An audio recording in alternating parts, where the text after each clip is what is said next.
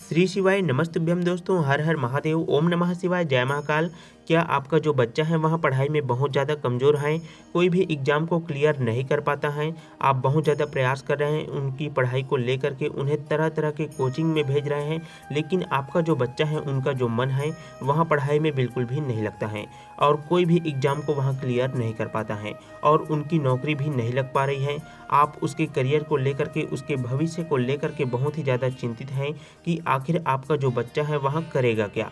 क्या आपका जो बच्चा है वह हमेशा ही एग्ज़ाम में फेल हो जाता है। आप बहुत ज़्यादा प्रयास कर रहे हैं अपने बच्चे को पढ़ाने लिखाने के लिए, लेकिन आपका जो बच्चा है उसका जो मन है दोस्तों वहाँ पढ़ाई में बिल्कुल भी नहीं लगता है और वह एग्ज़ाम में जल्दी से फेल हो जाता है और कोई भी नौकरी या जॉब प्राप्त नहीं कर पाता है। जब भी आप अपने बच्चे की एग्ज़ाम का रिजल्ट देखते हैं दोस्तों, तो वह दूसरे बच्चों से बहुत ही कम नंबर से पास होता है। तो जितने भी माता पिता जो अपने बच्चे की पढ़ाई को लेकर के बहुत ही ज़्यादा परेशान रहते हैं, तो ऐसे में कौन सा उपाय करें ताकि आपका जो बच्चा है वह पढ़ाई में होशियार हो जाए और उनकी याद शक्ति बहुत ही ज़्यादा बढ़ जाए। दोस्तों, आज के इस वीडियो के माध्यम से आपको बहुत ही अच्छी तरह से समझाकर अच्छे से बतलाने वाले हैं कि क्या करना है, कैसे करना है, पूरा आपको बहुत ही अच्छी तरह से बताऊंगा और अच्छे से समझाऊंगा। तो फिर आप लोग इस उपाय को पूरा ध्यान से ज़रूर ही सुनिएगा। आज के उपाय को अगर आप लोग ध्यान से सुन लेते हैं और विधि पूर्वक कर लेते हैं, तो दोस्तों आपका जो बच्चा है जिसका मन पढ़ाई में बिल्कुल भी नहीं लगता है, वह आपका जो बच्चा है वह पूरा आपका बात मानेगा और अच्छे नंबर से पास भी होने लगेगा। क्लास में तो प्रथम आएगा ही आएगा, साथ में जो भी नौकरी प्राप्त करना चाहता है वह उसे आसानी से प्राप्त कर पाएगा। देखिए दोस्तों, पूज्य गुरुदेव जी की जो कथा होती है दोस्तों, आप सभी को पता है कि उसमें लाखों की भीड़ आती है और यह आप सभी को पता है कि लाखों में लोग आते हैं और पत्र के माध्यम से अपनी मनोकामनाएं गुरु जी को बताते हैं। तो कुछ दिनों पहले जब गुरु जी की कथा हुई थी दोस्तों, तो उसमें लाखों लोग आए हुए थे। तो जितने भी शिव भक्त आए हुए थे वहाँ पत्र के माध्यम से गुरु जी तक अपनी मनोकामना को पहुँचाए थे।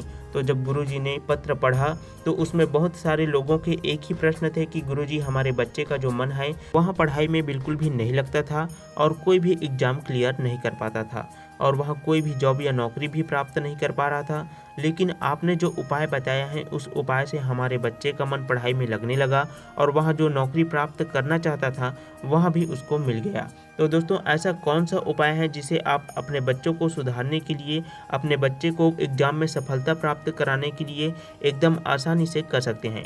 दोस्तों, गुरुजी ने बच्चों की पढ़ाई के लिए, बच्चों को नौकरी प्राप्ति करने के लिए, एग्ज़ाम में सफलता प्राप्त करने के लिए मात्र 2 से 3 उपाय बताए थे और कहा था कि केवल यह उपाय कर लेना और तुम्हारा जो बच्चा है वह एग्ज़ाम में ज़रूर ही पास हो जाएगा और अच्छा रिजल्ट भी आएगा। वह पढ़ाई में बहुत ज़्यादा कमज़ोर है तो वह पढ़ने लगेगा और वह बहुत ही अच्छे नंबरों से भी पास होगा। लोगों ने घर जाकर के वहाँ उपाय किया और उपाय को करने के बाद में लगभग 1 से 2 महीने के बाद उनके बच्चे के स्वभाव में उन्हें परिवर्तन दिखाई दिया और वह बहुत ही ज़्यादा जो उनका जो बच्चा है वो पढ़ने लगा था और बहुत से बच्चों को नौकरी प्राप्ति भी हो गई थी दोस्तों। उसके बाद उन लोगों ने गुरुजी की कथा में वापस आए और गुरुजी को फिर से उन्होंने पत्र लिखा। लेकिन आप जानकर कि यहाँ हैरान हो जाएंगे कि यहाँ जो पत्र था दोस्तों, यहाँ गुरुजी को बहुत बहुत धन्यवाद के रूप में लिखा गया था, क्योंकि दोस्तों उन लोगों की वर्षों की पुरानी जो मनोकामना है वह गुरुजी के उपाय को करने मात्र से ही पूरा हो गया था। गुरुजी आपके द्वारा जो बताया गया उपाय है उस उपाय को करके हमें पूर्णतः सफलता मिल गई है। आपको कोटि कोटि धन्यवाद गुरुजी, आपको बारंबार नमन है। दोस्तों, आज के इस वीडियो में हम आपको कोई भी एग्जाम में सफलता प्राप्त करने का मूल मंत्र और गुरुजी के उपाय को अच्छे से बताने वाले हैं। दोस्तों, प्रदीप जी मिश्रा गुरुजी ने शिव महापुराण कथा के दौरान लोगों को एग्जाम को क्लियर करने का बहुत ही प्यारा सा उपाय बताया है। लेकिन दोस्तों, बहुत से लोग तो गुरुजी के बताए हुए उपाय को करते हैं लेकिन फिर भी उन्हें सफलता नहीं मिलती है। इसका सबसे बड़ा कारण यह है दोस्तों कि वे लोग सिर्फ उपाय को करते हैं और मेहनत बिल्कुल भी नहीं करते हैं। दोस्तों, यदि आप लोग चाहते हैं कि आपका जो एग्जाम है वह एक ही बार में क्लियर हो जाए तो आपको अपना 100% मेहनत जरूर ही देना है और साथ ही साथ आपके मन में कोई शंका है कि मुझसे इस बार एग्जाम क्लियर नहीं हो पाएगा, एग्जाम नहीं निकल पाएगा या फिर तैयारी ठीक से नहीं हुआ है, ऐसी मन में अगर कोई स्थिति बनी रहती है दोस्तों, तब आप लोग गुरुजी के बताए हुए उपाय को करके अपने एग्जाम के लिए जरूर ही जाएं। ऐसे में आपका एग्जाम जरूर ही क्लियर होगा और आपका उपाय भी सही से काम करेगा। और इस तरह से यदि आप लोग गुरुजी के बताए हुए उपाय को करते हैं दोस्तों, तो आप लोग उपाय का 100% लाभ उठा पाएंगे। दोस्तों आज के समय में लोग परीक्षा में सफलता प्राप्त करने के लिए बहुत ही महंगी कोचिंग जाते हैं, पढ़ाई भी बहुत ही अच्छा खासा करते हैं, लेकिन एग्ज़ाम क्लियर नहीं कर पाते हैं। और बहुत से लोग समय को ध्यान में रख करके पढ़ाई नहीं करते हैं। पढ़ाई के लिए आपको शेड्यूल जरूर ही बना करके पढ़ाई करना चाहिए। कौन से समय में पढ़ाई करना है और कौन से समय में आपको अपने दिनचर्या के काम करना है, यह आपको सुबह उठते ही क्लियर कर लेना चाहिए। दोस्तों आपको एक डायरी में लिख लेना है कि आज मुझे यह काम करना है और इतना पढ़ाई करना है। यह सब आपको सुबह से ही क्लियर हो जाना चाहिए। और जो भी आप डायरी लिखते हैं दोस्तों, उसी के अनुसार आपको पूरा दिन चलना है।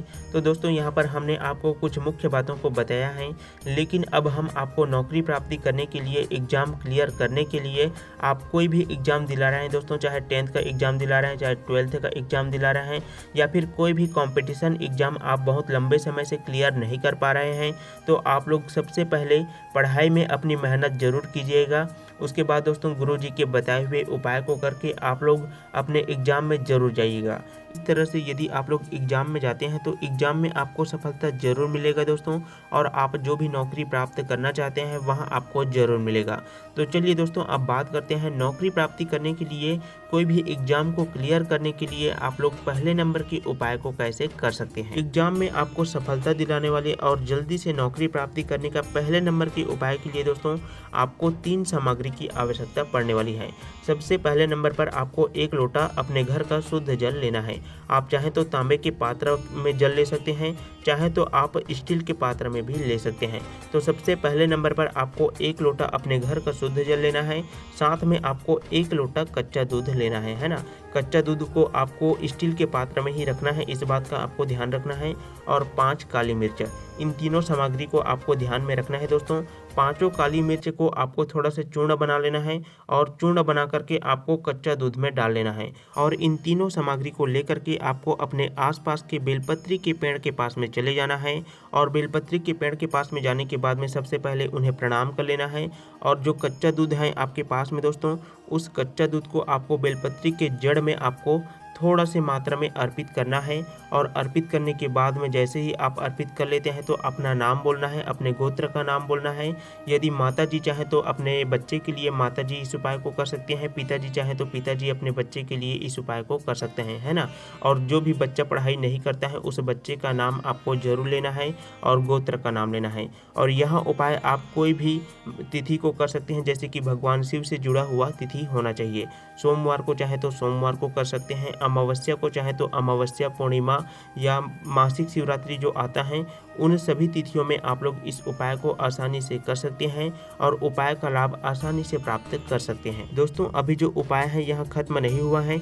जैसे ही आप बेलपत्री के पेड़ के पास में थोड़ा सा दूध अर्पित कर देते हैं, उसके बाद में बचा हुआ दूध को आपको ले करके चले जाना है भगवान शिव जी के मंदिर में, है ना। अपने आसपास के शिव जी के मंदिर में चले जाइए और शिव जी के मंदिर में जाने के बाद में शिवलिंग के पास में उत्तर दिशा की ओर मुख करके आपको बैठ जाना है। और शिवलिंग के ऊपर में फिर से जो भी बच्चा पढ़ाई नहीं करता है उनका नाम लेना है, उनकी गोत्र का नाम लेना है और फिर से आपको पूरा दूध आपको अर्पित कर देना है। और भगवान शिव जी से आपको प्रार्थना करना है कि हमारा यहाँ एग्जाम क्लियर नहीं हो पा रहा है, हम बहुत दिनों से मेहनत कर रहे हैं, कृपया अपनी कृपा दृष्टि बनाए रखें, हमें जल्दी से जल्दी एग्जाम क्लियर करें, ऐसी शक्ति सद्बुद्धि दे प्रभु।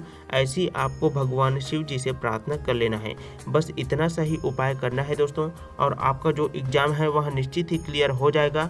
मात्र आपको भगवान शिव जी पर विश्वास बनाए रखना है। अब दोस्तों अंत में आप जैसे ही भगवान शिव जी से प्रार्थना कर लेते हैं, अपनी मनोकामना को बता देते हैं, है ना, उसके बाद में क्या करना है, आपको अंत में जो 1 लोटा जल आपने लेकर के आए हुए हैं, वहाँ 1 लोटा जल आपको भगवान शिव जी पर फिर से अर्पित कर देना है। अपना नाम लेना है, गोत्र का नाम लेना है और पूरा जो दूध आपने चढ़ाया है उसे अच्छी तरह से साफ कर देना है। भगवान शिव जी को अच्छी तरह से नहला देना है ना, 1 लोटा जल से।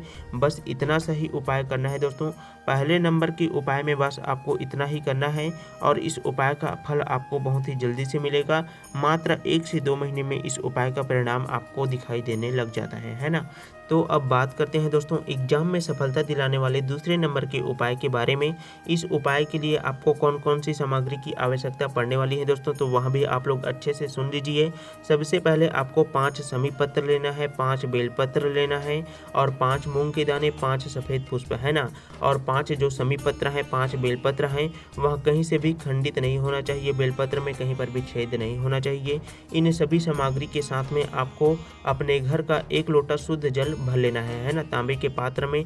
और इन सभी सामग्रियों को लेकर के शिव जी के मंदिर में चले जाना है। उत्तर दिशा की ओर मुख करके सबसे पहले आपको 1 लोटा जल को अर्पित करना है। और जल को अर्पित करते समय आपको जो भी व्यक्ति जो है एग्जाम को क्लियर नहीं कर पा रहे हैं उसका नाम बोलना है, गोत्र का नाम बोलना है और अर्पित कर देना है 1 लोटा जल, है ना। उसके बाद में आपको 5 समीपत्र शिव जी के ऊपर में अर्पित करना है, 5 बेलपत्र अर्पित कर देना है, 5 मूंग के दाने अर्पित कर देना है, 5 सफ़ेद पुष्प अर्पित कर देने हैं। और फिर से नाम बोलना है, गोत्र का नाम बोलना है। और जो भी एग्ज़ाम आप क्लियर नहीं कर पा रहे हैं उनका स्मरण कर लेना है। और भगवान शिव जी से मन ही मन प्रार्थना करना है कि हमारा यहाँ एग्ज़ाम क्लियर हो जाना चाहिए प्रभु, हम बहुत दिनों से मेहनत कर रहे हैं, कृपया अपनी मेहनत के बारे में भी ज़रूर बताएं, है ना। तो इस प्रकार से दोस्तों आप दूसरे नंबर के उपाय को कर सकते हैं। दोस्तों यह सभी उपाय आपको सुबह के समय में ही करना है, क्योंकि भगवान शिव जी से जुड़े हुए बहुत से उपायों को शाम के समय में भी किया जाता है, लेकिन एग्जाम में सफलता दिलाने वाले सभी उपायों को आपको सुबह के समय में ही करना है। तो बात करते हैं दोस्तों तीसरे नंबर के उपाय के बारे में, है ना। और यह उपाय भी बहुत ही प्यारा सा उपाय है, एकदम सरल सा उपाय है। कोई भी व्यक्ति इस उपाय को आसानी से कर सकते हैं, है ना। और इस उपाय को करके भी आप लोग अपने एग्जाम में सफलता प्राप्त कर सकते हैं और जो भी नौकरी प्राप्ति करना चाहते हैं वह प्राप्त कर सकते हैं। दोस्तों इस तीसरे नंबर के उपाय के लिए आपको 3 सामग्रियों में से कोई एक सामग्री की आवश्यकता पड़ने वाली है ना। सबसे पहले नंबर पर धतूरा है, तो धतूरा चाहे तो धतूरा ले सकते हैं, बेलपत्र चाहे तो बेलपत्र ले सकते हैं, या 1 चावल का दाना चाहे तो 1 चावल का दाना ले सकते हैं, है ना। इन तीनों में से कोई भी एक सामग्री को लेना है और 1 की मात्रा में ही लेना है, 1 की संख्या में, है ना। और कहीं से भी खंडित नहीं होना चाहिए, इस बात का भी आपको ध्यान रखना है। और साथ में आपको 1 लोटा जल लेकर भगवान शिव जी के मंदिर में चले जाना है ना। और सबसे पहले आपको 1 लोटा जल को अर्पित कर देना है श्री शिवाय नमस्तुभ्यम मंत्र का स्मरण करते हुए। उसके बाद में दोस्तों आप चाहें तो 1 बेलपत्र अर्पित कर सकते हैं, 1 धतूरा अर्पित कर सकते हैं, या 1 चावल का दाना जो है वो अर्पित कर सकते हैं। और जैसे ही आप चावल का दाना या धतूरा को अर्पित करते हैं तो आपको अपना नाम बोलना है और गोत्र का नाम बोलना है। और जो भी एग्जाम में आप सफलता प्राप्त करना चाहते हैं उस एग्जाम का आपको स्मरण कर लेना है।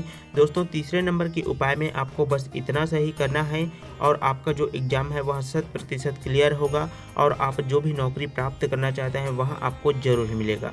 दोस्तों अब बात करते हैं एग्जाम में सफलता दिलाने वाले चौथे नंबर के उपाय के बारे में। और यह उपाय भी बहुत ही सरल सा उपाय है। इस उपाय को भी कोई भी व्यक्ति आसानी से कर सकता है, माता चाहे तो माता कर सकती है, पिता चाहे तो पिता कर सकता है ना। चौथे नंबर के उपाय में दोस्तों मात्र आपको 1 धतूरा लेना है और धतूरा को फोड़ करके उसका अंदर का फल आपको निकाल लेना है। साथ में आपको तांबे के पात्र में 1 लोटा जल लेना है। इन दोनों सामग्री को लेकर के आपको अपने आसपास के शिव जी के मंदिर में चले जाना है और उत्तर दिशा की ओर मुख करके सबसे पहले आपको 1 लोटा जल को श्री शिवाय नमस्तुभ्यम मंत्र का स्मरण करते हुए धीरे धीरे करके अर्पित कर देना है। और उसके बाद में आपको अपना नाम लेना है और गोत्र का नाम लेना है। यदि आप नाम और गोत्र का नाम नहीं लेते हैं तब भी कोई दिक्कत वाली बात नहीं है। इस चौथे नंबर के उपाय में मात्र आपको धतूरा का फल आपको शिवलिंग में माता अशोक सुंदरी की जगह में अर्पित कर देना है। और आप जो भी एग्जाम में सफलता प्राप्त करना चाहते हैं, जो भी नौकरी आप प्राप्त करना चाहते हैं उसका मन ही मन आपको स्मरण कर लेना है। तो दोस्तों इस प्रकार से गुरु जी ने 4 उपायों को बहुत ही अच्छी तरह से बताया है, जिन्हें मैंने आपको अच्छी तरह से समझाने का पूरा प्रयास किया है। यदि आपने अंत तक इस वीडियो को अच्छे से देख लिया है और सभी उपाय आपको अच्छी तरह से समझ में आया है दोस्तों, तो आप लोग कमेंट बॉक्स में भगवान भोलेनाथ जी का कोई सा भी प्यारा नाम जरूर लिखें। और ऐसे ही कारगर उपायों को जानने के लिए, गुरु जी के महत्वपूर्ण उपायों को अच्छे तरीके से विधि पूर्वक करने के लिए आप लोग हमारे चैनल को सब्सक्राइब जरूर करें, है ना। हम आपको अच्छी तरह से उपायों को विधि पूर्वक आपको बताते ही रहते हैं। तो दोस्तों आप सभी को श्री शिवाय नमस्तुभ्यम, हर हर महादेव, ओम नमः शिवाय, जय महाकाल।